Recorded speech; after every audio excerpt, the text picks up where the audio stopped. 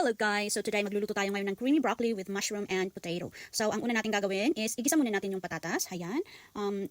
Igisa muna natin siya sa mantika. And then, pag alam na natin tender na siya, ayan, pwede natin ihalo ang ating broccoli, mushroom, at saka yung creamy sauce. Ayan.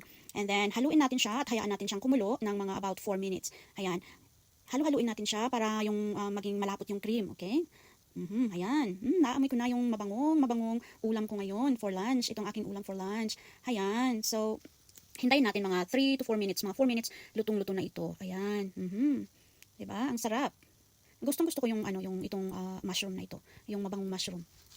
First time kong magluto ulit ng ganito after how many years na matagal na panahon. Ngayon lang ako nakapag-isip na magluto ulit ng ganito. So, ayan, malapit na siyang maluto. Makita naman natin kung tender na din yung broccoli. So, malapit na nating hanguin ang ating ulam. Ayan. Konting-konti na lang. Konting kulo, pwede na yan. Pakuluin natin saglit. Okay, ayan, pwede natin siyang hanguin at ilagay na sa ating plato. So, heto na siya guys. Ito yung